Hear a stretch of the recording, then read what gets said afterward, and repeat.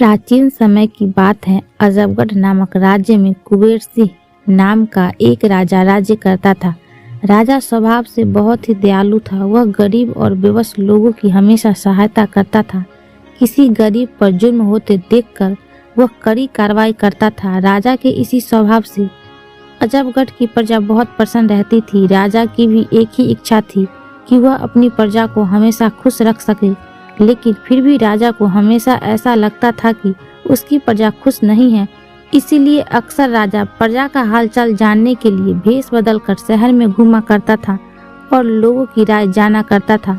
इसी तरह एक बार राजा घूमते घूमते शहर से बाहर जंगल की तरफ निकल गया। राजा के सभी साथी पीछे रह गए और वह एक जंगल में भटक गया। राजा ने अपनी चारों तरफ देखा, कोई दिखाई नहीं दिया। वह भूख से व्याकुल था और शाम भी होने वाली थी। तभी राजा को एक ऋषि की कुटिया दिखाई दी। कुटिया देखकर राजा की जान में जान आई। उसी समय राजा ने रात वहीं व्यतीत करने का फैसला किया। जब राजा ऋषि के आश्रम पर पहुंचा तो वहां पर एक ऋषि तपस्या में लीन थे और चारों तरफ बहुत ही सुंदर वातावरण था। चिड़ियां चहक रही थी, पेड़ों से रस भरे फल लटक रहे थे और वातावरण बिल्कुल शांत प्रतीत होता था। राजा ने घोड़े से उतरकर ऋषि के समीप जाकर प्रणाम किया।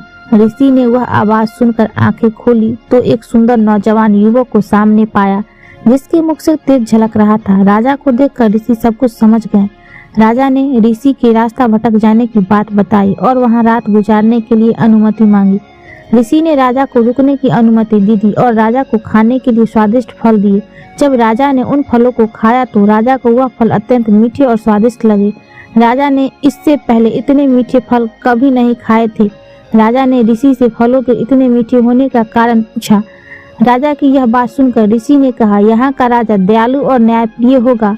वह गरीबों की सहायता करता होगा। वह प्रजा को दुख दूर करने वाला होगा, इसीलिए यह फल इतने मीठे हैं।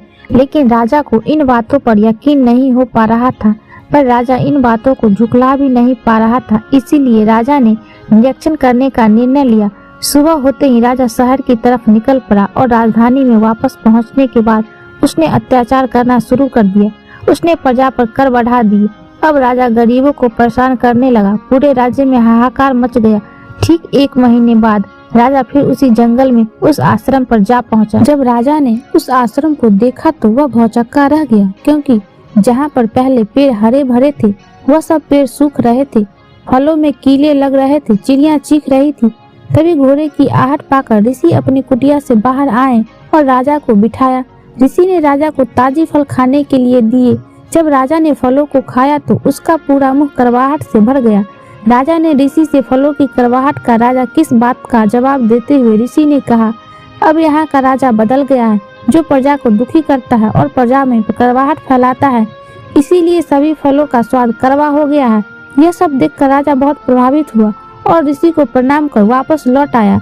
राजा ने अगले दिन से ही पहले जैसा राज्य चलाने लगा।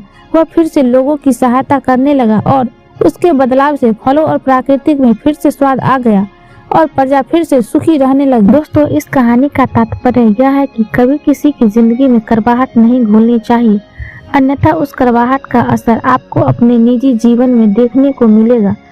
आपने वह कहावत तो सुनी ही होगी कि जो दूसरों के लिए गड्ढे खोदते हैं वह उसमें स्वयं जाकर गिरते हैं। दोस्तों, अगर ये छोटी सी कहानी अगर आपको पसंद आई हो तो इसे लाइक करना, चैनल पर पहली बार आए हो तो इसे सब्सक्राइब करना और दोस्तों में शेयर करना। कहानी सुनने के लिए थैंक्स।